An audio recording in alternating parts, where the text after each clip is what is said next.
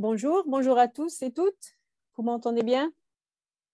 Très bien, bonjour. Ok, bonjour tout le Très monde. bien, bonjour. Bonjour. Bonjour, bonjour, très bien. Alors, bonjour collègues, merci de nous joindre à cette deuxième série de webinaires du GFY. C'est consacré aux données satellitaires haute résolution de NICFI qui ont été évidemment mises à la disposition de cette communauté, la communauté qui s'occupe des surveillances des forêts par le partenaire principal du GFY, évidemment la Norvège, et l'intermédiaire de ses partenaires KSAT, Planet et Airbus. Alors, un grand merci à tous ces partenaires. Moi, je m'appelle Inge Jonker et j'ai le plaisir d'être votre modératrice pour la session d'aujourd'hui, dans laquelle vous voyez sur l'écran l'agenda. Certains d'entre vous peut-être ont participé déjà à notre première série de webinaires qui était là sur le sujet fin 2020, peu après le lancement du programme de données à haute résolution de la NICFI. Cette série était plutôt sur les questions fondamentales, comment la façon d'accéder et aussi aux ensembles de données. Aujourd'hui, on va parler plutôt des progrès déjà réalisés dans l'adoption de ces données. Les pays nous vont vraiment parler qu'est-ce qu'ils ont fait avec ces données pour améliorer leur capacité de surveillance des forêts et aussi évidemment la comptabilisation des gaz d'effet de serre et en fin de compte pour éclairer évidemment leur action climatique et leurs pratiques de gestion forestière. On a une liste des interventions aujourd'hui qui on prend. Alors, on va commencer avec quelques remarques de Jostein Lendla de NICFI.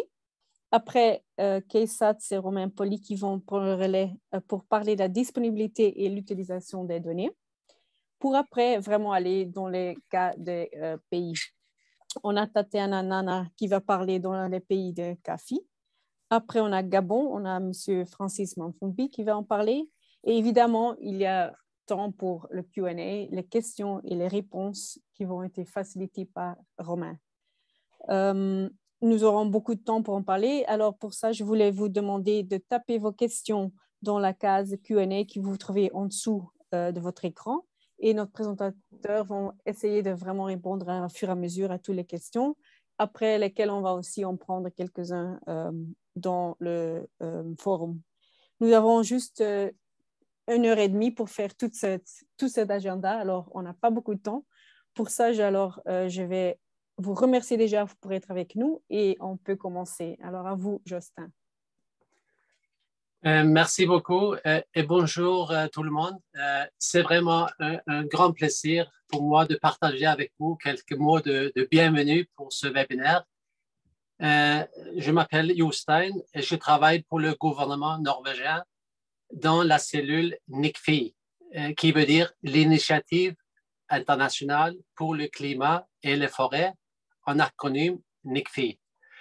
Depuis 2008, NICFI s'emploie à lutter contre la déforestation et la dégradation forestière dans les pays tropicaux.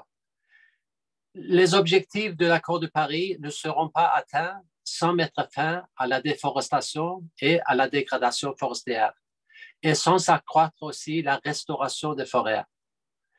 NICFI dispose d'un budget annuel d'environ 300 millions de dollars. Une partie importante de cette somme sert à améliorer la surveillance des forêts. Une meilleure surveillance des forêts tropicales est cruciale pour mettre fin à la déforestation. Des meilleures données forestières sont nécessaires pour soutenir la gestion durable des terres et l'application de la loi. Par exemple, les pays forestiers doivent savoir quand, où et pourquoi la déforestation se produit. Les peuples autochtones ont besoin de ces données pour gérer et protéger leur territoire. Les entreprises et les investisseurs devraient être en mesure d'orienter leurs investissements vers une production sans déforestation. Et finalement, la société civile devrait être en mesure de demander des comptes aux entreprises et au gouvernement. Les données à haute résolution peuvent considérablement améliorer la surveillance des forêts, mais malheureusement, ces données ont toujours été coûteuses et difficiles d'accéder. Pour cela, NICFI a mis en place son programme de données satellitaires pour éliminer ce goulot d'étranglement en rendant ces données gratuites et accessibles. Notre point de départ était que l'imagerie satellitaire devrait être un bien public mondial. Le programme est en vigueur depuis près de 2 ans. Il y a plus de 14 000 utilisateurs enregistrés. En plus de ces 14 000 enregistrés, les images satellitaires du programme sont disponibles via Global Force Watch, Sentinel, FAO et Map Biomasse. Cette année, nous avons décidé de prolonger le programme jusqu'en septembre 2023, l'année prochaine. Nous sommes maintenant en train d'examiner ce qui, selon nous, devrait se produire après la fin du programme. Une surveillance de la nature de haute qualité et en temps opportun est de plus en plus importante face aux crises climatiques et naturelles. Nous constatons que l'attention portée à l'importance de protéger les forêts et les autres écosystèmes est à la hausse. Je pense qu'un meilleur suivi et plus de transparence sont des éléments importants de cette évolution. Quelle est la contribution concrète que ce programme apporte pour changer les choses? Ce webinaire est l'occasion de discuter comment les données à haute résolution sont utilisées par les pays forestiers pour plus efficacement mettre fin à la déforestation. Nous espérons que les expériences et les résultats que nous apprendrons aujourd'hui vont inspirer les différentes parties prenantes à utiliser les données satellitaires à haute résolution. Nous pensons aussi que des événements comme celui-ci sont importants pour permettre un échange entre les experts et les organisations qui travaillent pour mettre fin à la déforestation tropicale. Avec ces mots-là, je m'arrête. J'ai hâte d'écouter les intervenants et suivre la discussion. Merci. Merci beaucoup, Justin. Alors, on passe maintenant la parole à Romain qui va parler de disponibilité et utilisation des données. Romain, à vous la parole.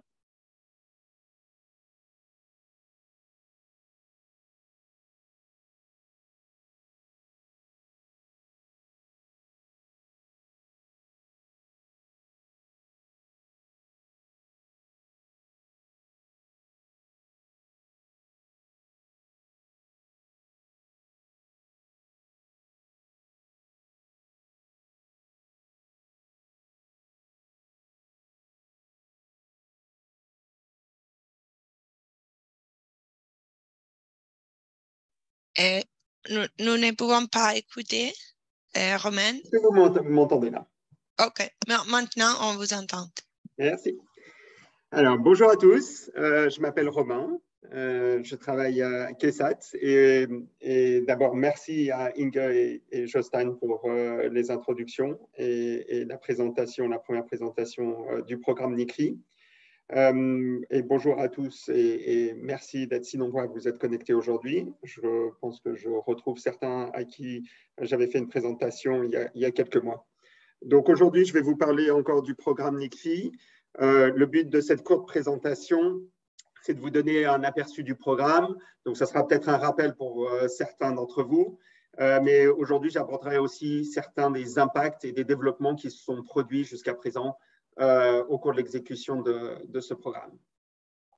Alors, je vais commencer par prendre un petit peu de recul et vous donner quelques éléments de contexte qui ont conduit au lancement de ce programme. Jostein en a déjà donné quelques mots. Historiquement, et depuis de très nombreuses années, les données publiques ont été largement utilisées pour la surveillance des forêts. La raison est simple, parce que c'est facile d'accès et ça permet une large couverture géographique. Vous voyez ici, par exemple, une image de Landsat, un satellite de la NASA, avec une résolution à 30 mètres. Ici, vous voyez la même région, mais avec l'image de planète à une résolution de 4,7 mètres. Donc, en faisant des allers-retours comme ça entre les deux slides, vous voyez bien qu'on peut ici bien visualiser l'avantage de l'accès à des données à plus haute résolution qui permettent notamment de mieux quantifier les changements qu'on peut observer sur ces images. Clairement, l'accès à ce type de données permet d'améliorer la prise de décision et de soutenir la gestion des forêts. Mais jusqu'à récemment, l'accès de ce type de données était assez difficile, notamment dû à des conditions de licence strictes et aussi à un coût certain et assez élevé. Et donc, ce sont ces barrières qui ont amené la Norvège à financer cette initiative pour réduire les obstacles à l'accès et fournir un accès complet à toutes ces données gratuitement. En plus des données de Planescope, comme l'image que je vous ai montrée précédemment, le programme est complété par une sélection d'images des satellites Spot 5, 6 et 7 d'Airbus qui sont accessibles à certains utilisateurs présélectionnés. Donc, voici quelques exemples d'images qui sont aussi disponibles dans ce programme. La première était de Spot 6, ici au Brésil. Ici, c'est la Colombie avec une imagerie de Spot 7. Et encore un exemple des données de Spot 5 qui, elles, peuvent remonter jusqu'à 2002.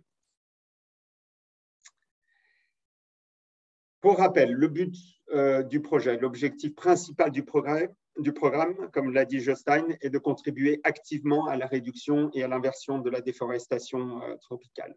Le but est vraiment de rendre accessibles des données satellitaires à tous ceux qui sont engagés dans les activités forestières et qui surveillent ou soutiennent directement la compréhension de la déforestation et la gestion du reboisement. Et ça, dans plusieurs verticales, par exemple dans le cadre des suivis des chaînes d'approvisionnement, dans le cadre d'activités agricoles ou d'exploitation minière. L'intention est que l'utilisation des données ait un impact positif sur l'étude de la compréhension des enjeux et des situations locales et finalement aide surtout à la prise de décisions éclairées et qui sont conformes aux objectifs de durabilité que nous sommes tous fixés.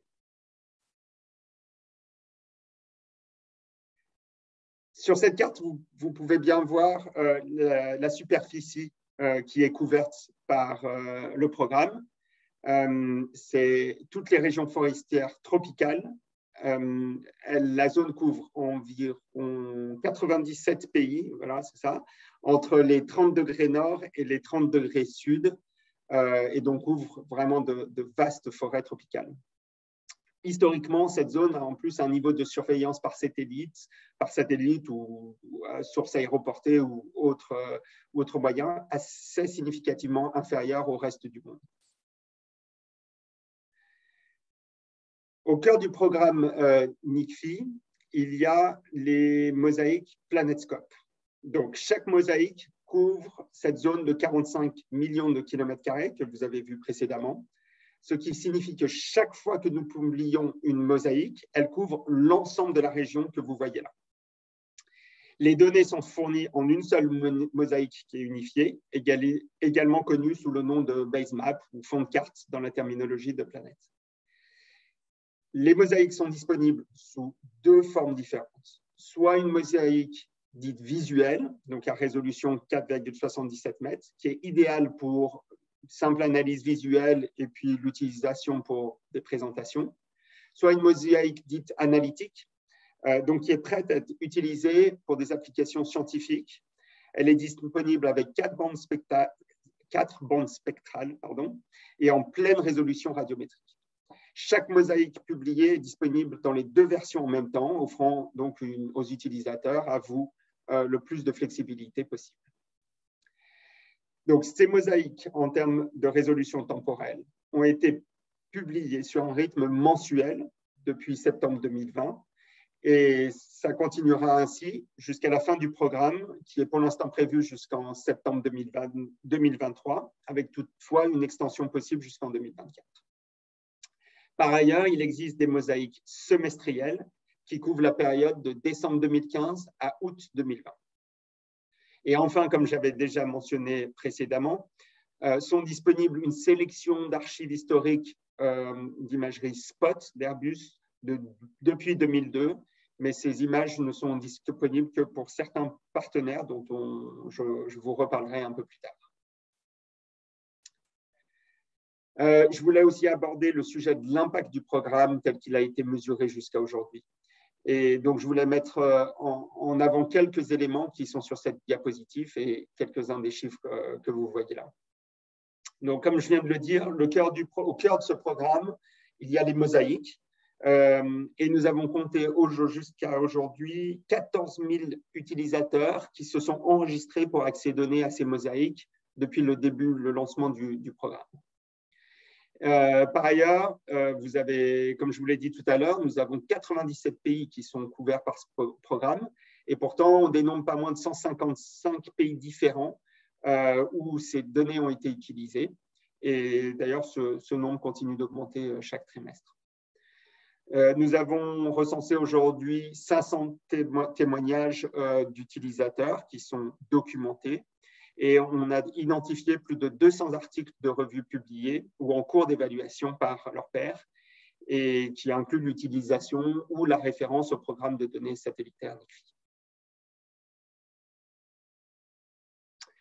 2 ans après le début du programme, nous avons déjà vu un certain nombre de façons dont les données ont contribué à améliorer la surveillance des forêts et surtout à la compréhension de la situation sur place. En effet, en ayant plus d'informations à une résolution spatiale plus élevée, nous avons collectivement plus de capacité à quantifier le changement, les volumes, etc., et à mieux comprendre les forêts. Cela permet aussi d'améliorer la communication des données statistiques à l'UNFCCC et de fournir des informations sur les causes du changement, par exemple les distinctions entre l'exploitation forestière illégale, l'agriculture ou les incendies. Le programme fournit en plus une opportunité de surveiller des zones concernées en quasi-temps réel, ce qui vient en complément des autres approches qui sont un petit peu plus traditionnelles sur le terrain. Et enfin, le programme apporte de la transparence et permet une plus grande sensibilisation non seulement de la communauté forestière, scientifique, mais aussi du grand public en général. Alors, quel niveau d'accès? Vous avez déjà entendu parler des niveaux d'accès dans ce programme, je pense, mais j'aimerais quand même en dire quelques mots maintenant. Pour ceux qui accèdent aux données planète au niveau initial, qu'on appelle niveau 0, ils ne se rendent probablement même pas compte qu'il n'y a pas de licence assignée, pas d'inscription nécessaire. Donc, ce sont des mosaïques qui sont disponibles en lecture seule et qui sont disponibles à travers plusieurs plateformes publiques, notamment Global Forest Watch, Sentinel Hub, Map Biomass, et également avec les outils Open Forest de l'ONU, de la FAO. Le niveau 1 ensuite, je dirais, est plutôt le niveau vraiment principal du programme. C'est là où nous avons plus de 14 000 utilisateurs. Il est possible d'accéder à travers ce niveau au fond de carte en mode visuel et en mode analytique dont je parlais tout à l'heure. C'est avec ce niveau-là que vous pouvez télécharger les données, les diffuser et créer des produits dérivés à partir des données disponibles. Donc, les logos que vous voyez ici sont que des exemples de la gamme d'utilisateurs au niveau 1 et représentent différents types d'utilisateurs comme les ONG, les institutions, les gouvernements, mais aussi le secteur privé, les médias, la recherche, etc. Donc, effectivement, ce niveau est également disponible pour les entreprises commerciales, mais attention, avec un usage non commercial. Cela signifie que l'utilisation des données doit être conforme à l'objectif de réduire du programme NICFI, donc de réduire et d'inverser la déforestation des forêts tropicales, et sans la recherche de profit à travers ces applications. Donc, si vous soutenez une organisation ou si votre travail profite directement au pays couvert, il faut que ça soit conforme à la licence. Et bien sûr, si vous n'êtes pas sûr sur l'utilisation que vous en faites, vous pouvez toujours contacter l'équipe pour discuter de votre cas. Quelques mots sur le niveau 2, il est réservé à certains utilisateurs qui ont été identifiés par NICFI. Il est aujourd'hui disponible à 40 organisations et il permet l'accès à la fois aux mosaïques, dont je vous ai déjà parlé, mais aussi aux images sous-jacentes de planètes et aux imageries d'Airbus. On ne va pas s'attarder plus que ça à ce niveau d'aujourd'hui et c'était juste vous donner l'ensemble des informations sur les niveaux de données qui sont disponibles. La dernière ligne parle des partenaires de diffusion. C'est un certain nombre de partenaires qui permettent de rendre encore plus disponibles toutes ces données. Avec tout cela, on espère vraiment que les données sont disponibles pour vous dans les outils que vous utilisez déjà. Et bien sûr, n'hésitez pas à nous en parler si ce n'était pas le cas et que vous aviez des propositions à nous faire sur des moyens de rendre ces données encore plus facilement accessibles pour vous. Et on essaiera d'échanger avec vous et d'identifier ce qui est les meilleures solutions pour vous. OK. Oui. On a encore juste un dernier point pour clore cette partie. Je voulais rappeler aux utilisateurs différentes manières d'accéder aux données du programme NICFI au niveau 1. Il y a bien sûr les outils de Planet, tels que Planet Explorer, Basemap Viewers, et l'intégration à QGIS et Esri via les plugins de Planet. Ces outils, sauf pour Explorer, peuvent également être utilisés pour télécharger les données. Et il existe encore plein d'autres moyens de télécharger les données et de les diffuser. Et pour cela, je vous renvoie plutôt au guide d'utilisation sur la page principale du programme. Ces guides sont également disponibles en français.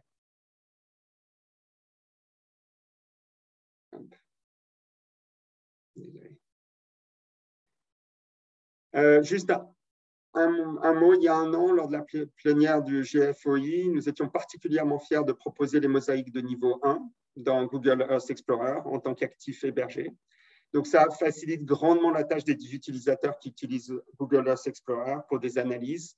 Et donc, chaque utilisateur de niveau 1 a la possibilité d'accéder à ces données directement dans Google Earth Explorer en liant leur compte Planet NICFI à Google Earth Explorer. Pour conclure, pour plus d'informations, vous trouverez de nombreuses ressources et guides d'utilisation, comme je disais, également disponibles en français à partir de notre page d'accueil. Donc là, avec le QR code, cela vous emmènera directement sur la page qui vous permet également de vous inscrire au programme si vous ne l'avez pas encore fait. Il y a aussi un service d'assistance 24 heures sur 24, 7 jours sur 7 pour toutes vos questions sur le programme, l'inscription, l'accès, où trouver les informations, etc.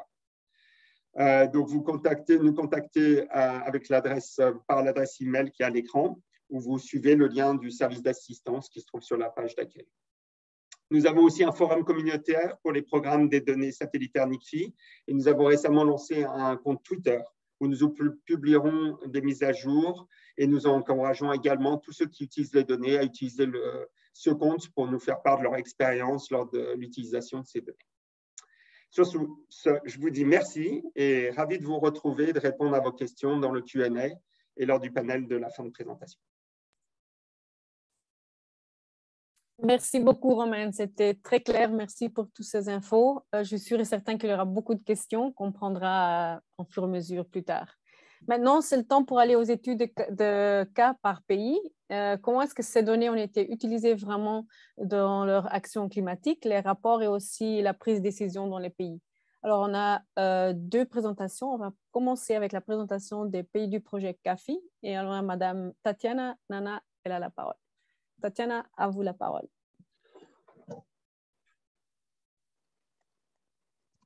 Bonjour, merci de me passer la parole.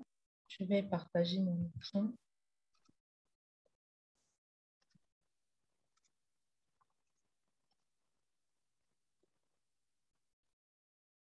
Est-ce que vous voyez mon écran?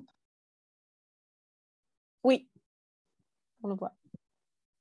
Merci. Je vais vous entretenir aujourd'hui sur l'utilisation des données satellitaires à haute résolution. Mais vous pouvez faire partager l'écran, tout écran, si vous pouvez. Oui, c'est bon? Oui, c'est parfait. Parfait. Donc, je vais vous entretenir aujourd'hui sur l'utilisation des données satellitaires à haute résolution pour soutenir la surveillance des forêts au Cameroun. Je voulais préciser ici que j'interviens en tant qu'expert national ayant participé à l'étude CAFI-FAO-DDD sur les moteurs de déforestation et de dégradation en Afrique centrale, notamment dans le bassin du Congo.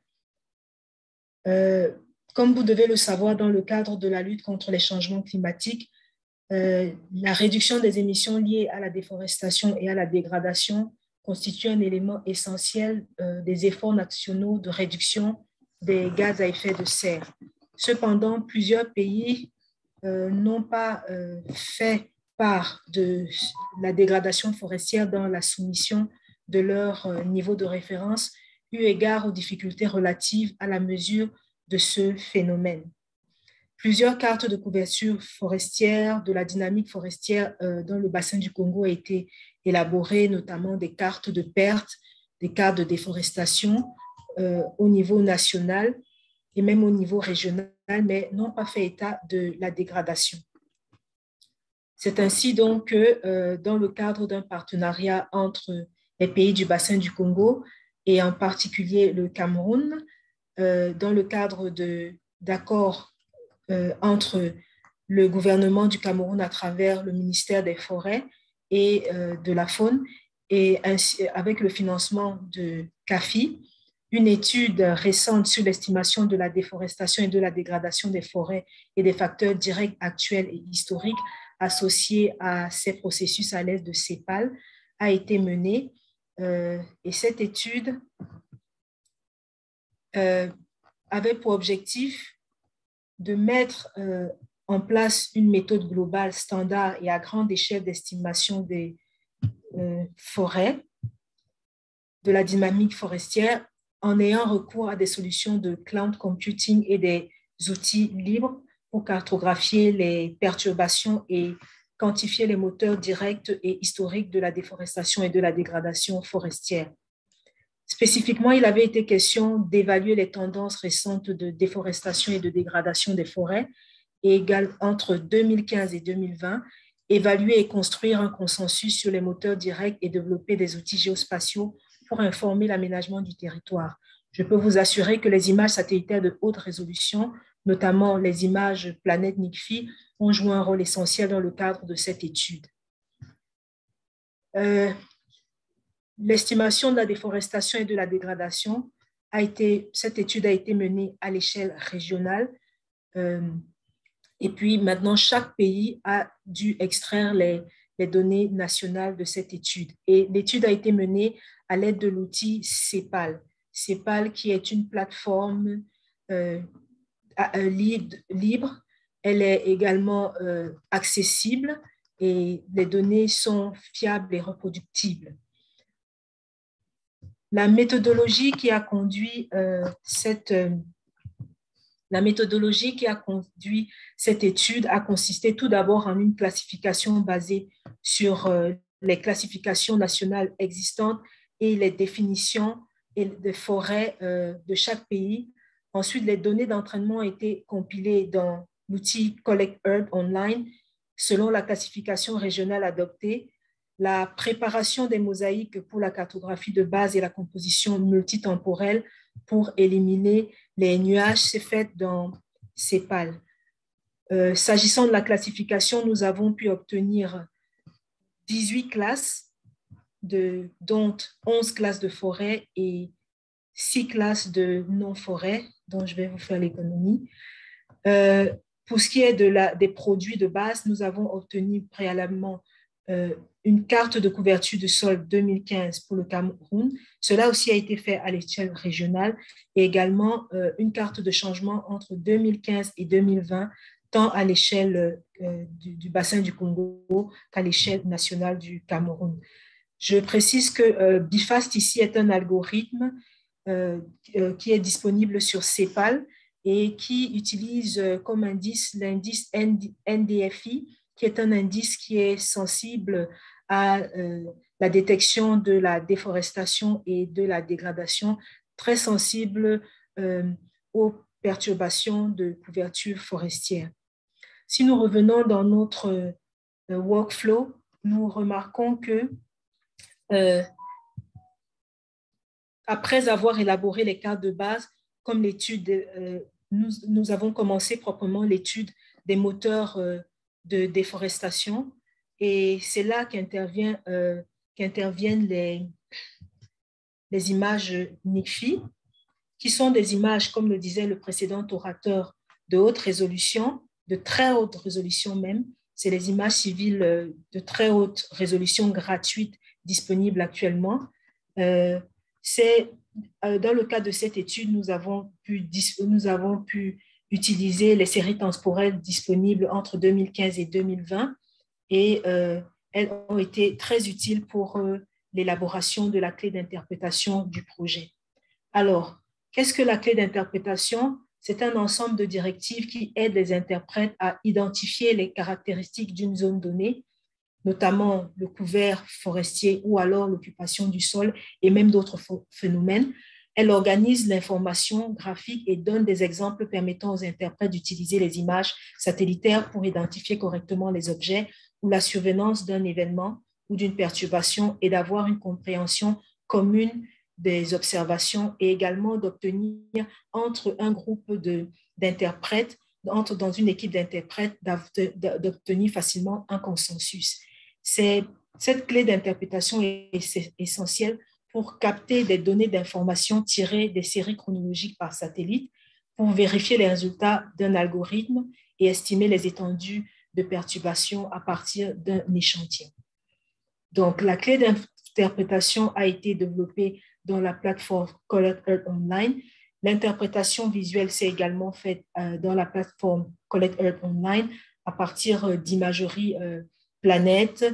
Nous avons également utilisé d'autres capteurs, notamment Sentinel-2 et Landsat, mais les images planètes ici ont été d'une grande utilité parce qu'elles sont de meilleure résolution et nous permettaient de prendre des décisions un peu plus rapidement.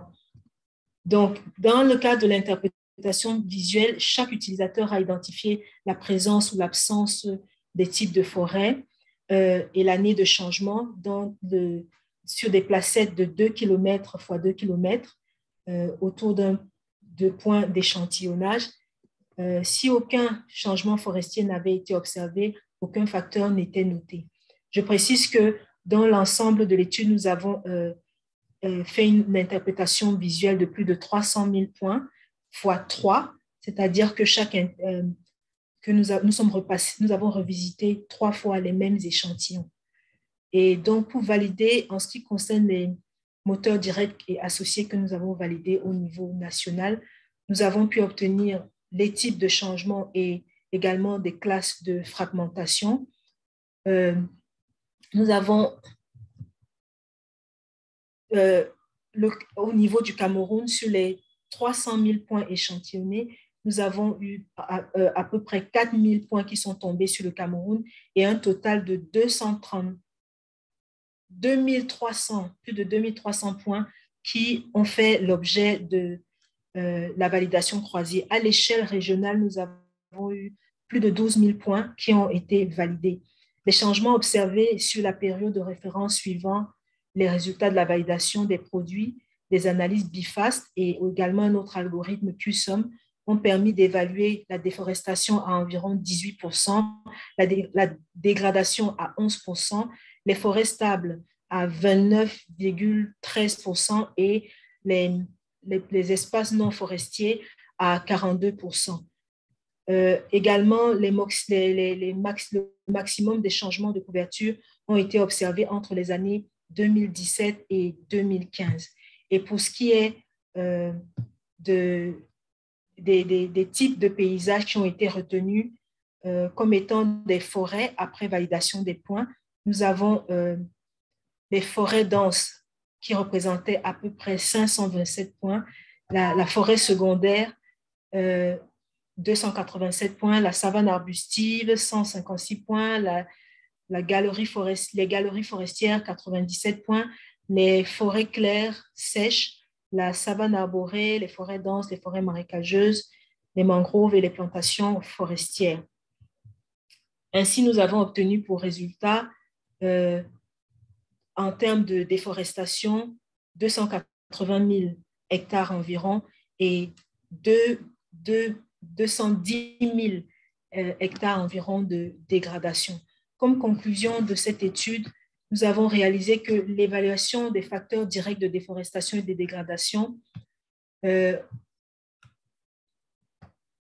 de dégradation fournit la contribution relative des facteurs par année, type de forêt et fragmentation. Cette analyse n'est pas une évaluation de la conservation des terres, ni même du devenir des terres et de l'utilisation des terres par perturbation. À l'échelle régionale, l'agriculture artisanale et les moteurs directs est le moteur direct le plus fréquemment observé. Nous avons également identifié le complexe rural, c'est-à-dire la combinaison entre l'agriculture artisanale, l'exploitation forestière artisanale, les infrastructures et les établissements humains sont des facteurs qui se chevauchent. Également, les facteurs de changement observés dans différentes classes de fragmentation, les plus fréquents, c'était dans les couloirs et les lisières extérieures des forêts plutôt que dans les forêts centrales intactes. Nous reconnaissons que des recherches supplémentaires sont nécessaires pour déterminer l'impact des moteurs dans le cadre de cette étude, notamment la permanence et les émissions de carbone. Pour finir, je vais préciser que les images NICFI, planète NICFI, ont été très importantes pour la définition de la clé d'interprétation et pour l'interprétation visuelle, pour la cartographie, pour l'identification des moteurs de déforestation et de dégradation en Afrique centrale. Sur ce, je vous remercie.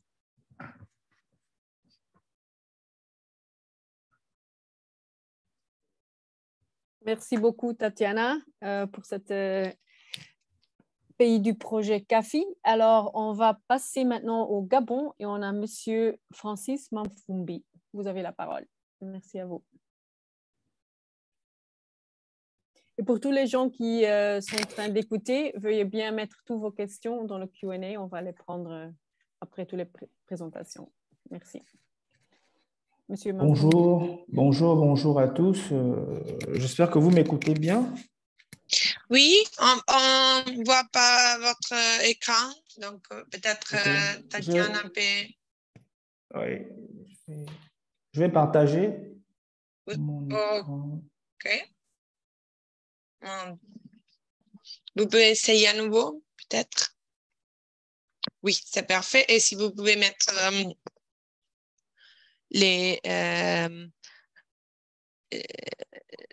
à tout écran. Oui, c'est ce que je suis en train de faire. Merci.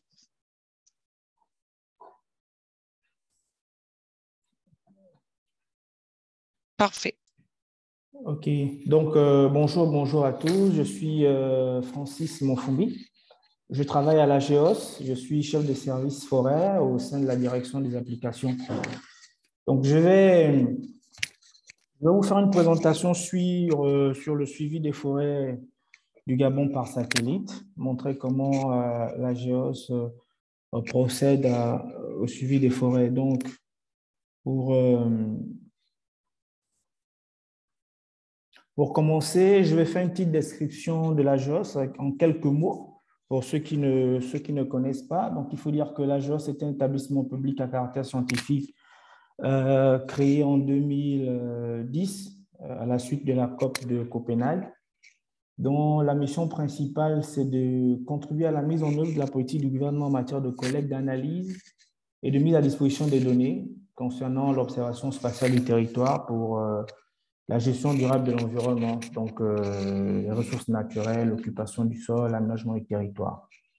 Mais également, comme mission complémentaire, nous avons l'élaboration d'une stratégie nationale des activités d'observation spatiale, la mise en place d'une infrastructure de données spatiale nationale qui permettra à l'ensemble des utilisateurs de pouvoir accéder aux données d'observation de la Terre, aux différents produits, donc à assurer la mise en œuvre des politiques publiques, le suivi et la fourniture des données et des indicateurs pour les changements climatiques et enfin la promotion des activités de formation, de recherche et développement. Donc la GEOS est composée de 4 directions avec des services techniques qui au quotidien travaillent pour la mise en œuvre des activités. Donc depuis un certain temps, au niveau du Gabon et plus précisément à la GEOS, nous sommes en train de mettre en place le système national d'observation des ressources naturelles et forestières. dont l'objectif, c'est le suivi de l'évolution du couvert forestier et de l'occupation du sol, la détection des perturbations forestières, analyser ces perturbations, est-ce qu'elles sont légales ou elles ne sont pas légales, en collaboration avec les décideurs, le réseau des partenaires, informer tous les acteurs qui sont sur le terrain, donc dans le cas de la police forestière, mais également un gros point sur l'analyse de l'ensemble des activités qui impactent le couvert forestier. Donc ici, vous avez une petite vue globale de comment ça fonctionne. Donc on a tout un segment satellitaire avec l'ensemble des données satellitaires qui sont acquises. Nous avons également des données terrain et toute la chaîne de traitement, des analyses, mais également toute la chaîne de distribution, d'échanges entre les décideurs, le réseau des partenaires sur le terrain. Donc, il s'agit notamment des informations, des rapports et bien d'autres informations qui peuvent servir pour le suivi et la gestion durable des forêts au niveau du Gabon. Et en son sein, la GEOS a un service forêt qui, pour suivre les ressources forestières, a mis en place 4 activités, notamment celles portant sur l'occupation du sol et la couverture forestière. La deuxième, c'est sur la gouvernance forestière. Parce qu'il faut dire qu'au Gabon, on a près de 17 millions d'hectares de forêts qui sont affectés pour l'exploitation forestière et qu'avec le code forestier qui est mis en œuvre, qui fait en sorte qu'au Gabon, on a initié une gestion durable de l'exploitation forestière. C'est important que l'administration forestière ait des informations sur l'exploitation forestière au niveau de chaque concession. Nous avons tout ce qui a l'air de déforestation, donc des zones qui sont en dehors des concessions forestières, notamment les parcs nationaux, encore les zones de frontières. Et la dernière application qui concerne tout ce qui est biomasse et carbone, cette application n'est pas encore pleinement opérationnelle et nous espérons que avec l'appui des différents partenaires, notamment avec le projet CAFI qui est en plein développement, nous pourrions atteindre très prochainement une capacité opérationnelle en termes de cartographie et l'estimation de la biomasse forestière.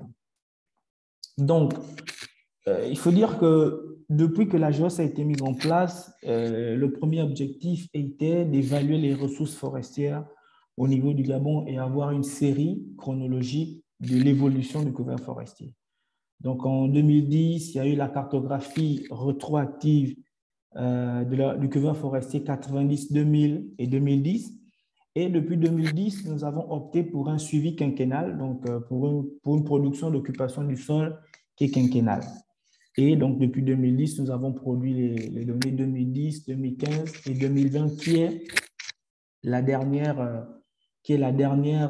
dernier produit en date. Notamment, on pouvait avoir une vue du rapport qui est déjà disponible et nous pourrons le partager très prochainement à qui voit.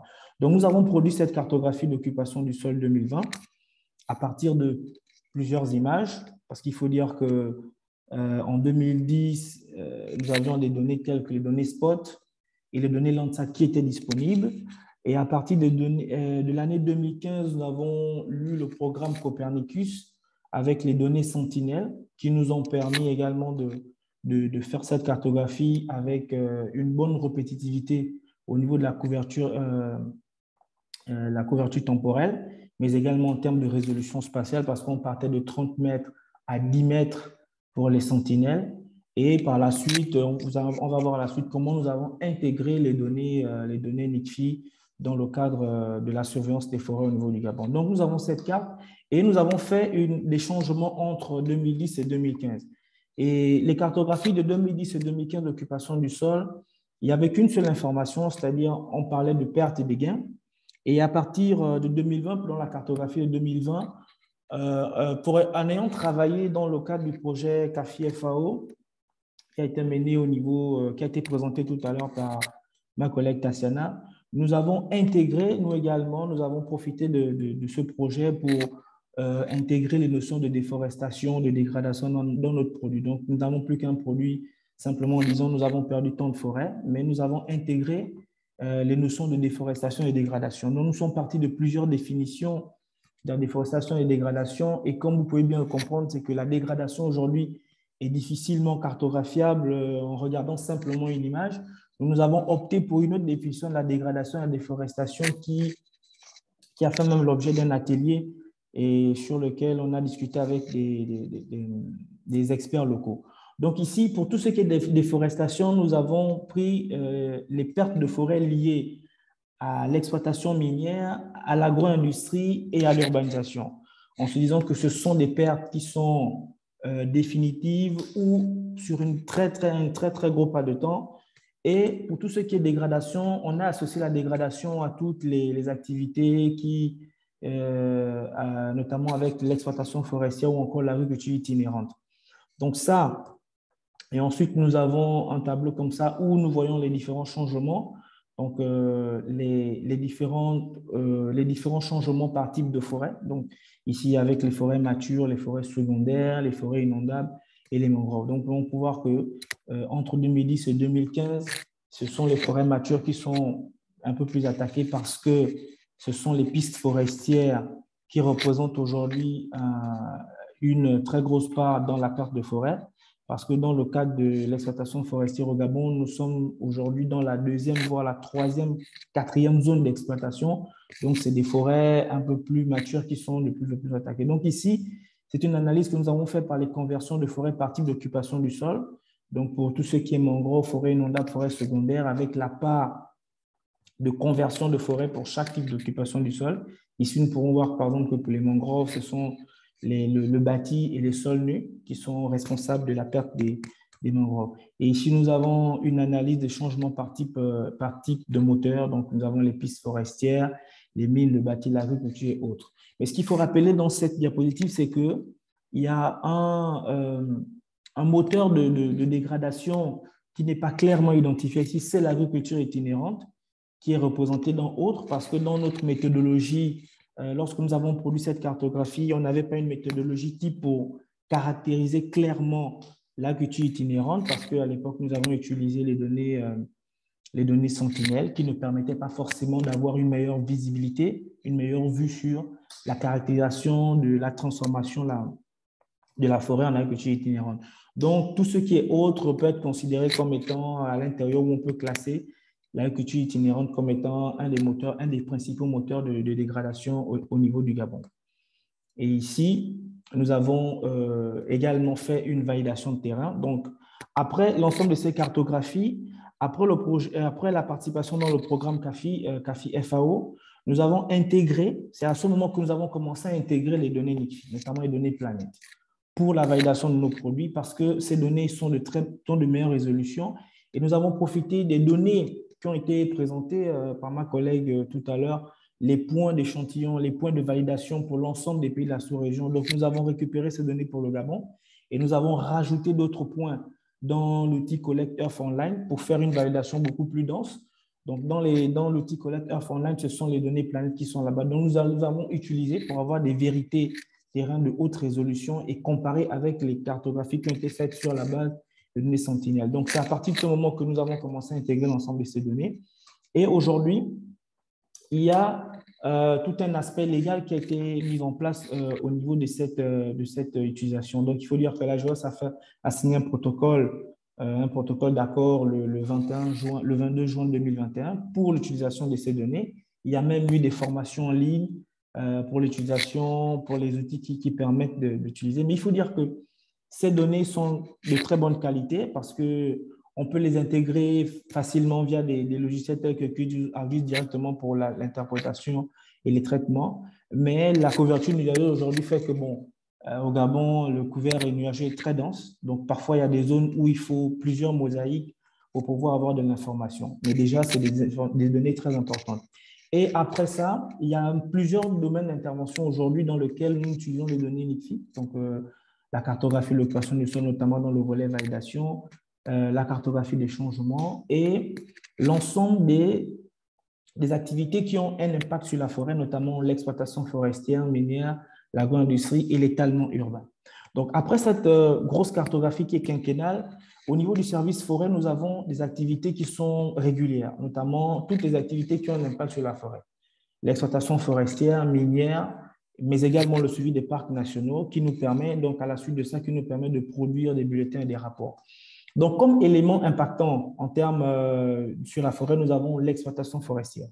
Donc, avec l'appui des images planètes, aujourd'hui, ça nous permet d'avoir des mosaïques mensuelles. Et avec ces mosaïques mensuelles, nous effectuons des rapports trimestriels à partir de ces données, à partir des alertes de déforestation que nous récupérons, des alertes GLAD que nous récupérons sur le Global Forest Watch, où on sait qu'il y a plusieurs données qui sont déjà intégrées, notamment les données planètes. Donc, nous récupérons ces alertes et nous les traitons. Et à partir des données planètes, nous confirmons ou pas l'alerte de déforestation et nous améliorons le contour de différents polygones de détection. Donc, à la fin de chaque trimestre, nous avons un produit comme celui-ci, qui est le bulletin de surveillance de l'exploitation forestière, avec l'ensemble des chiffres pour l'ensemble des concessions forestières, avec des zooms sur des exemples de changements qu'on peut avoir, notamment, vous pouvez regarder ici. Donc, pour chaque trimestre, nous avons un bulletin d'information comme ça qui sort, qui est partagé à la Direction générale des forêts, à la Direction générale de l'environnement, aux parcs nationaux et tous les acteurs qui sont dans la gestion forestière. Il y a également tout ce qui est exploitation minière, parce qu'aujourd'hui, c'est vrai que les mines n'ont pas encore un gros impact sur les forêts, mais de plus en plus, les permis miniers sont affectés aux différents exploitants. Donc, nous avons également mis un accent dessus. Avec des mosaïques mensuelles, ça nous permet de faire un suivi régulier de l'ensemble des exploitations minières. Donc, sur les images également, vous pouvez voir donc, entre janvier, entre mars et juin. Et là, nous sommes en train d'éditer le dernier rapport du troisième trimestre qui va bientôt sortir. Donc, ça permet un meilleur suivi parce que les images sont de haute qualité, les images sont de bonne qualité. Et quand on a la chance de tomber sur des zones où il n'y a pas de nuages, ça permet d'avoir des rendus comme celui-ci. Donc, également pour l'exploitation minière, nous fournissons un bulletin typiquement pour l'exploitation minière que nous envoyons au ministère des Mines, au ministère des Forêts, à l'ANPEN, etc., qui sont en charge de la gestion des forêts au niveau du Gabon. Autre point également, je vous disais, en dehors des concessions minières et forestières qui sont affectées, nous avons des zones forestières du Gabon qui ne sont pas affectées. Donc, nous avons les parcs nationaux, mais également des zones de frontières, parce qu'au Gabon, nous partageons la frontière forestière avec 3 pays.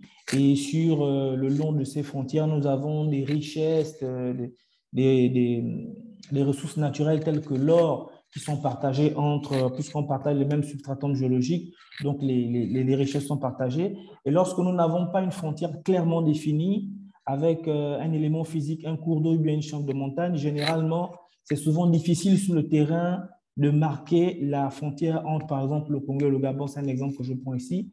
Et nous, en surveillant, en faisant la surveillance de nos frontières, on émet des alertes de déforestation en disant, tiens, attention, dans telle zone du Gabon, sur la frontière, par exemple, sud ou nord, nous avons une évolution d'une exploitation qui est assimilée soit à l'orpaillage, soit à l'exploitation forestière.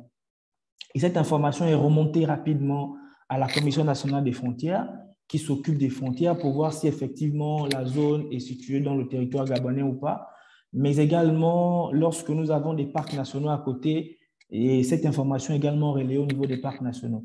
Donc, il faut dire que l'utilisation des données planètes aujourd'hui permet d'optimiser, d'améliorer la surveillance des forêts avec les différentes mosaïques mensuelles, mais également des images journalières que nous pouvons avoir qui nous permettent rapidement de faire un état de la situation sur une évolution, sur un phénomène particulier.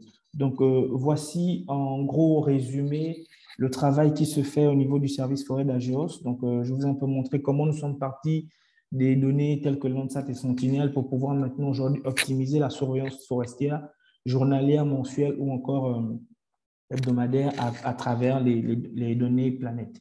Je vous remercie. J'espère que le cours des questions, s'il y a des éléments qui n'ont pas été bien saisis, on pourra échanger. Merci à vous. Merci beaucoup, Monsieur Manfumbi. C'était très clair et je suis sûre qu'il y aura plein de questions aussi par rapport à votre présentation. Je vois qu'il nous reste plus ou moins une demi-heure pour les questions et réponses et je remets la parole à Romaine de KESAT qui va animer ces questions. Romaine, de nouveau à vous.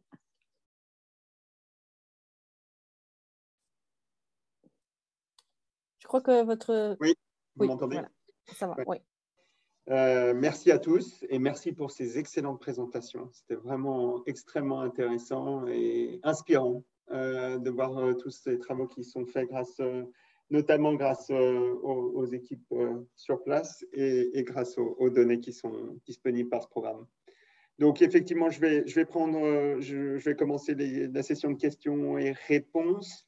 Alors, un certain nombre de questions, j'en recense 8 qui ont été posées et répondues pour l'instant dans l'outil de Q&A de Zoom. Il y en a 2 autres qui restent ouvertes parce qu'elles sont notamment pour Francis, notre dernier suite à la dernière présentation, donc il n'a pas pu répondre encore. Avant de revenir peut-être aux questions, je voulais juste faire un commentaire et rappeler que notamment pour ce qui est de l'accès aux données, de toutes les informations liées au programme, je vous invite aussi tous à vous connecter et aller sur la page d'accueil du programme NICFI. Donc l'adresse, elle a été répétée plusieurs fois dans le chat et aussi dans l'outil de questions-réponses. Donc, c'est planets.com/NICFI. Et là, vous avez accès à énormément d'informations. La page d'accueil est en anglais, mais si vous regardez vers le bas de la page, vous pouvez avoir accès aux liens, au guide d'utilisateur, aux questions fréquemment posées. Et ces documents sont aussi disponibles en français pour ceux qui le souhaitent. Donc, je vois que Charlotte aussi rappelle encore l'adresse à laquelle notre assistance peut aussi être contactée. Donc, si après toutes ces lectures et vous avez encore des questions, n'hésitez surtout pas à contacter nos équipes à l'adresse qui a été donnée par Charlotte, nicfi-servicedesk@kesat.no. Voilà, je vais commencer par ouvrir ou donner la parole, en tout cas à ceux qui ont posé des questions déjà. Donc, des réponses ont été données. Je voudrais savoir si vous avez besoin d'informations complémentaires.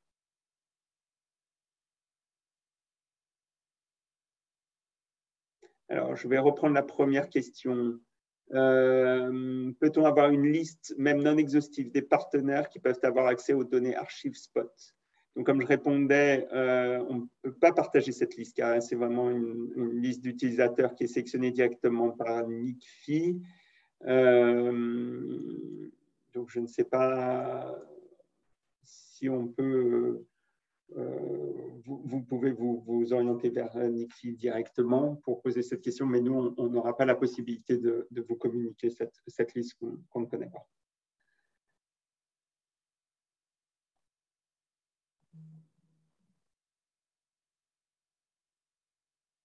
La deuxième question, pouvez-vous revenir sur le processus d'accès aux données? Je venais d'en parler. Il se fait à travers le portail NICFI, notamment il faut s'enregistrer pour avoir accès au niveau 1 et aux données pour pouvoir télécharger les données et les réutiliser.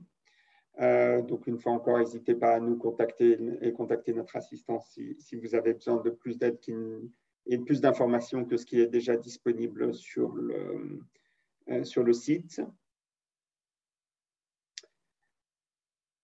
Une autre question. Je suis Madame Astrid Ntanga, expert et suivi évaluation au FONARED. Pouvez-vous m'aider à obtenir les données de nos provinces d'intervention à travers cet outil et évaluer les investissements RED sur terrain? Je vois que Eric a répondu et a donné la démarche. Enregistrez-vous dans le programme et naviguez donc sur la plateforme Planet Explorer. Et vous pouvez chercher les zones d'intérêt et les périodes que vous voulez qu'ils soient couvertes par votre recherche. Et vous pouvez regarder, donc prévisualiser les images et faire les téléchargements que vous souhaitez. Et vous pouvez aussi utiliser différents outils comme QGIS ou CEPAL, etc. D'ailleurs, Eric a partagé un lien pour l'utilisation notamment de CEPAL pour accéder à ces données. Une question d'Emmanuel à Tatiana. Avez-vous compilé une matrice de confusion? Si oui, quelles ont été les valeurs clés? Je ne sais pas si Tatiana voulait répondre à cette question. Je vois que vous avez répondu pas. Tatiana, est-ce que vous avez des informations un peu complémentaires à donner sur cette question? Merci de me passer la parole. La question était de savoir si nous avons utilisé le CAPA. J'ai répondu oui, en effet, nous avons utilisé le CAPA dans le cadre de cette étude. Sauf que ça tourne dans un script directement sur CEPAL. D'accord. Merci. Très bien, merci beaucoup pour cette confirmation. Il y a d'ailleurs, à l'occasion de cette question, certains ont donné des liens vers des articles qui permettent d'avoir plus d'informations liées à ce sujet. Une autre question pour Tatiana, comment la dégradation est identifiée par le logiciel algorithme et en utilisant quelle source des observations spatiales? Donc, je me permets de lire la réponse de Tatiana. Nous avons analysé la dégradation dans CEPAL à l'aide des données Sentinel-2 et de Landsat. L'interprétation visuelle était dans CEO. Voilà. Quel type d'échantillonnage ont été réalisés sur le terrain pour la calibration de ces résultats et perte de couverture forestière? Question pour Tatiana encore. Il n'y a pas eu d'échantillonnage de terrain, mais plutôt de la télédétection et nous avons fait un échantillonnage aléatoire stratifié.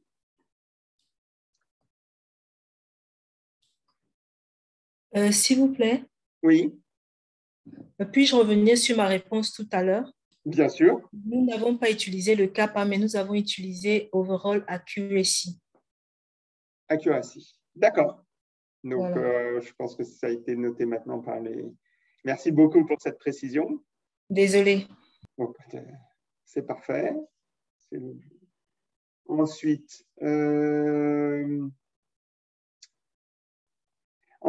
les questions venaient pour la présentation suivante à Francis. La carte de 2020 est-elle déjà publique? Et si oui, comment y accéder? Et donc… Je peux rapidement répondre, Romain? Oui. Oui, la carte, elle est publique. Pour accéder, normalement, nous allons bientôt mettre à disposition un lien pour l'ensemble des administrations qui pourra vouloir prendre pour la télécharger simplement. Très bien. Merci. Je remercie au nom de James encore, Francis. Est-ce que la surveillance des activités d'exploitation est faite uniquement par le gouvernement ou est-ce que les observateurs indépendants peuvent aussi la faire et accéder aux documents officiels, les plans d'aménagement, les certificats, les assiettes annuelles de coupe, etc., pour qu'on puisse vérifier quels signaux de déforestation sont légaux ou pas? Non, oui, j'avais tenté de répondre. Mais bon, AJOS, il faut dire que AJOS a le mandat de faire cette surveillance forestière et l'ensemble des résultats sont transmis aux administrations concernées. Par exemple, concernant l'exploitation forestière, c'est à la Direction générale des forêts, l'exploitation minière, c'est à la Direction générale des mines. Après, des personnes indépendantes peuvent faire la surveillance. C'est plus ou moins, chacun peut faire comme il veut. Les ONG peuvent mener cette surveillance, mais au niveau national, c'est AJOS qui a ce mandat. Concernant les plans d'aménagement, à ce que je sache, c'est que nous, on travaille avec eux, mais je ne sais pas si ça peut être possible que toute personne, une ONG ou une personne indépendante puisse avoir accès à ça. C'est peut-être, je ne suis pas peut-être la personne indiquée pour répondre à cette question, mais nous, pour les besoins de notre travail, on a accès à ces différentes informations pour voir effectivement si l'exploitation est légale ou illégale. D'accord. Excellent, merci. Pouvez-vous organiser une séance de renforcement de nos experts sur le terrain? Donc, j'ai répondu à Astrid, effectivement, en principe, c'est tout à fait possible d'organiser ce genre de session spécifique. Et pour cela, j'invite Astrid et toute autre personne qui se posera cette question de nous contacter et de se rapprocher de nos équipes avec l'adresse email suivante, rainforest@kesat.no. Donc, ça sont les questions auxquelles les interlocuteurs ont déjà répondu. une autre question qui reste ouverte. Francis, les bulletins sont-ils disponibles pour les OSC locales et les observateurs indépendants? OSC, ah oui, organisation de la société civile, j'imagine, locale, et les observateurs indépendants. Concernant ces données, bon, nous, le principal interlocuteur, ce sont l'administration publique, notamment le ministère des Forêts ou encore le ministère des Mines ou l'ANPN. Après, les chiffres peuvent être publics, mais à l'intérieur, il y a des noms, par exemple, de différentes sociétés qui sont nommées. Lorsque nous faisons un bulletin d'exploitation, on nomme telle société. Par exemple, je prends un cas, Romain Poli, il a déforesté ou bien il a fait occasionner une perte de temps. Bon, ces informations, nous, on ne peut pas les divulguer simplement comme ça. On les transmet à l'administration forestière et qui, elle, peut avoir. Maintenant, les organisations peuvent toujours adresser un courrier à la direction générale qui peut étudier éventuellement si c'est possible de partager ou pas, mais les informations d'ordre général sont publiques. Après, il y a certains aspects qui sont un peu très privés, qui concernent les domaines d'exploitation qui peuvent souvent pas être publics. Merci. Mais sinon, concernant tout ce qui est perte de forêt, gain de forêt, déforestation, dégradation, toutes ces informations sont publiques. D'accord. Merci. Je vois un certain nombre de questions. Alors, merci James pour avoir donné encore un lien pour accéder à ces données à travers Global Forest Watch. Je vois un certain nombre de questions qui ont trait à l'accès de niveau 2 que j'avais évoqué pendant ma présentation. Ce que je souhaiterais dire ici, c'est que les clés d'accès de ce niveau 2 ont déjà été données par NICFI et qu'à ce jour, à ma connaissance, en tout cas, il n'y a pas de clés d'accès supplémentaires qui sont prévues ou d'être données à de nouveaux utilisateurs sélectionnés par NICFI pour l'instant. Par contre, on continue de voir ça avec NICFI et que ce sera revu en lien avec le contrat que nous avons avec NICFI. Pour ce qui est de l'accès au niveau ministère, on invite les utilisateurs peut-être à nous contacter aussi pour voir si on peut faciliter l'accès à certaines données en plus à travers d'autres utilisateurs. Mais donc, c'est quelque chose qui ne peut pas se faire, je dirais, automatiquement et en ligne. Et une fois encore, j'invite toutes les personnes qui seraient intéressées de contacter notre assistance par email.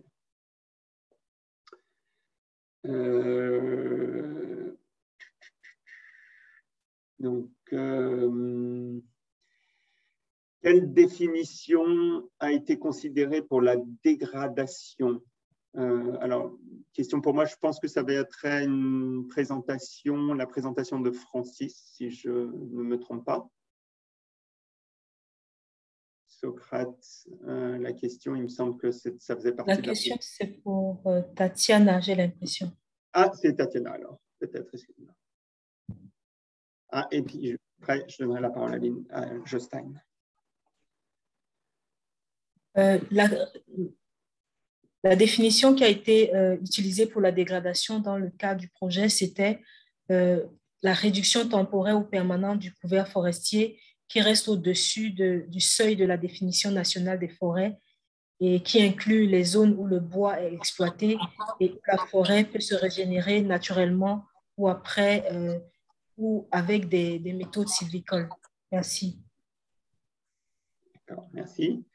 Jostein, je vois que vous avez levé la main. Je vous laisse la parole. Merci.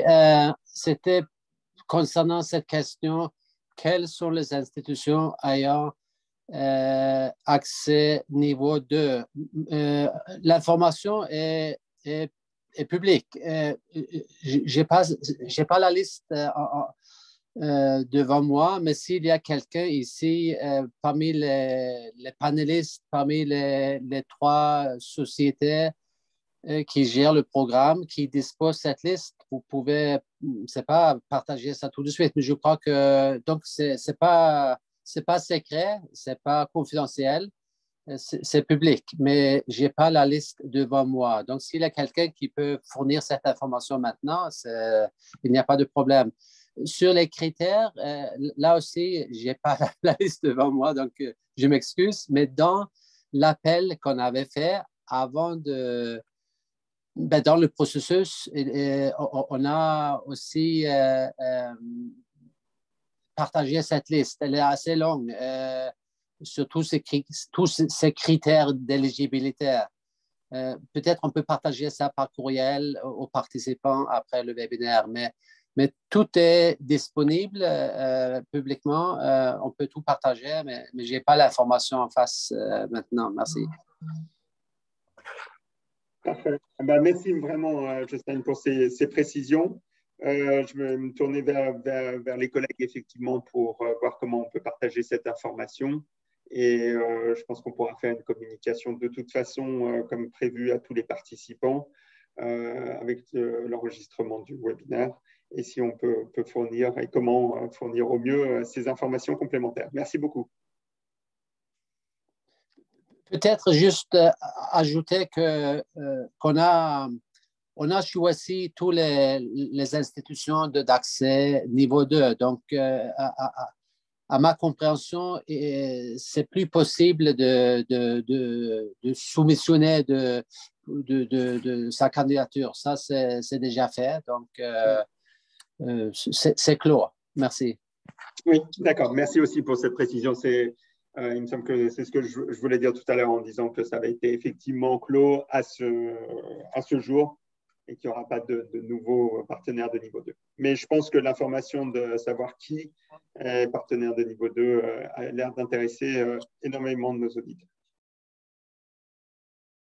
Une question encore pour Francis. Le concept de dégradation tel que présenté par Francis à travers leur étude, vaut-elle seulement pour le Gabon ou vaut-il seulement pour le Gabon? Alors, je laisse Francis répondre. Bon, c'est une question intéressante parce que dans mon exposé, je vous ai dit que parce qu'il y a la définition de la dégradation qui est là, qui est la réduction partielle sur un seuil minimal ou encore la réduction de la fourniture écosystémique, etc., etc. Du point de vue des données que nous avions en ce moment, il était difficile pour nous de cartographier cette dégradation avec cette définition. Donc, nous sommes partis d'une estimation de la dégradation en fonction des activités. Donc, la réduction temporaire, on a peu toutes les activités qui n'occasionnaient pas une perte totale permanente du couvert forestier, notamment tout ce qui concernait l'agriculture itinérante ou la transition des forêts vers des sols peu couverts, mais également l'exploitation forestière parce que au Gabon, on pratique une exploitation sélective. Donc, c'est la coupe sélective du bois. Et les pistes, on crée des pistes pour accéder à cette coupe sélective du bois. Et au bout de chaque 3 ans, il y a la fermeture de ces différents secteurs, donc ce que nous appelons les assets annuels de coupe. Donc, il y a une rotation de 25 ans pour une unité forestière de gestion. Donc, ce qui fait que lorsqu'on est passé dans une UFG, on peut revenir, normalement, on doit revenir après 5 ans, après 25 ans, parce que c'est 5 ans pour chaque unité forestière de gestion. Et que si le processus est bien suivi, toutes les pistes qui sont fermées après exploitation, il y a de la régénération dessus. Or, à contrario, avec tout ce qui est agro-industrie, là, on a complètement une coupe à ras du couvert forestier qui est remplacée. Donc, c'est une conversion des terres. La conversion des terres mais également, par exemple, pour le bâti. Donc, il y a des zones où on a construit des villes, des cités, etc. Donc, voilà un peu l'approche que nous avons opté pour cette étude. Après, ça peut être discutable. Nous avons organisé un atelier où nous avons réuni des experts locaux pour discuter effectivement de cette question de dégradation et de déforestation. Comment est-ce qu'on pouvait la représenter avec les outils que nous avions, notamment les données satellitaires? Est-ce qu'à partir d'une donnée satellitaire, on peut dire que ça, c'est la dégradation, ça, c'est la déforestation. Donc, voilà un peu. Après, ça, c'est pour nous. Maintenant, pour les autres, je ne sais pas.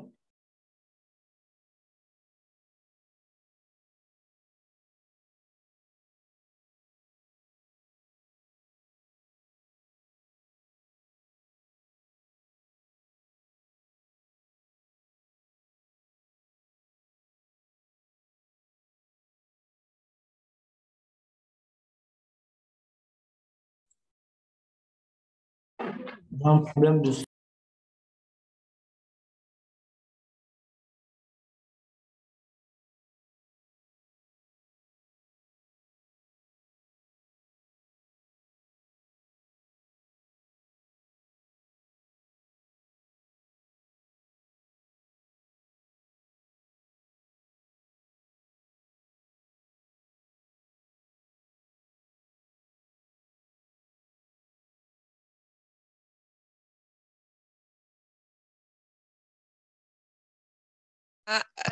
Romain, vous n'avez pas d'audio, on ne peut pas vous écouter. Excuse-moi, là, c'est bon.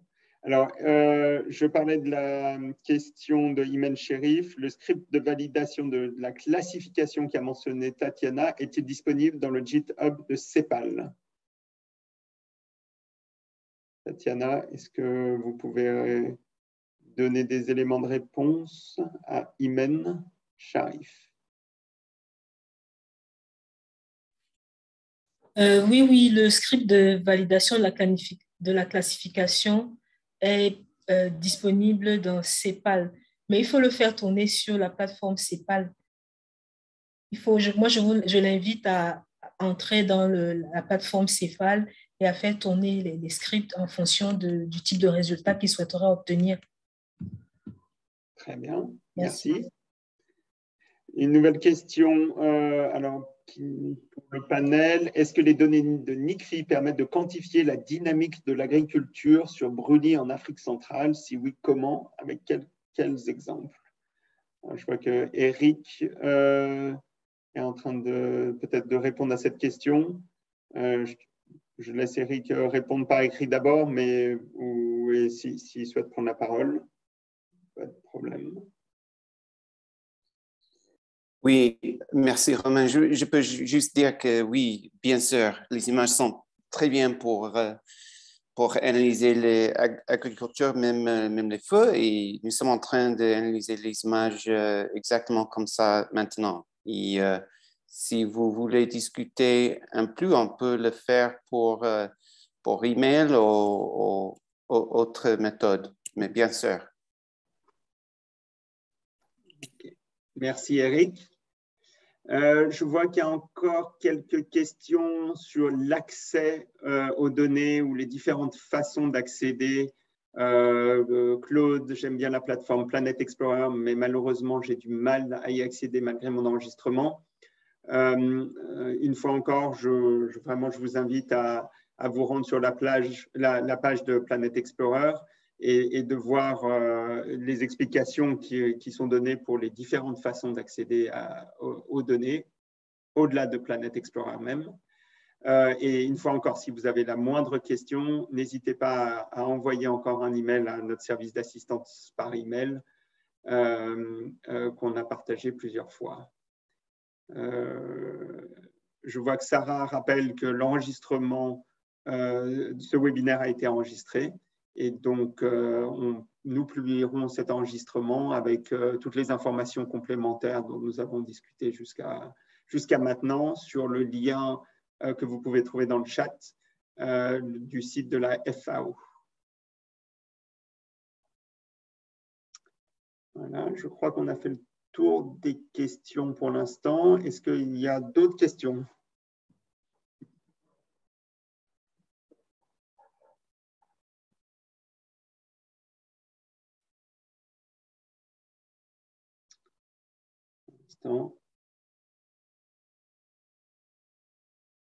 Je pense que c'est bon.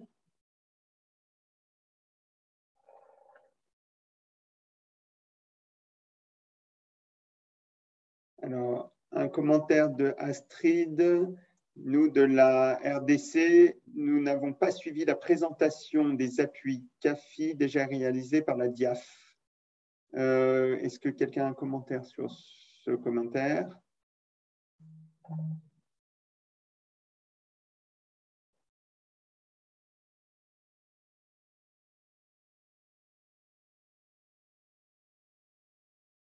Non, pas particulièrement. Un autre commentaire de James, le grand avantage d'accéder aux images planètes à travers le site de Global Forest Watch et qu'on a toutes les autres couches, les concessions forestières, etc., sur le même site d'accès, et aussi les alertes de déforestation. Voilà, c'est une autre façon d'accéder aux données. Ça peut être une réponse à la question de Claude qui cherchait d'autres moyens d'accéder aux données. Voilà, s'il n'y a pas plus de questions et de commentaires, je me permets de rendre la parole à Inge pour finir ce webinaire. Oui, merci beaucoup Romain, merci beaucoup à vous, toutes les présentations. Je crois que ça a été super utile, ça se voit de toutes les questions qui ont été faites. N'oubliez pas qu'il y a le helpdesk, comme Justin l'a dit et comme Romain a mentionné aussi. Merci à vous. Juste pour les gens qui veulent encore revoir le webinaire, il y aura l'enregistrement et sinon en espagnol sera pour demain. Un grand merci à vous tous et bonne chance avec les images. Au revoir. Au revoir. Merci Inge. Au revoir. Merci à tous. Au revoir. Merci à tous.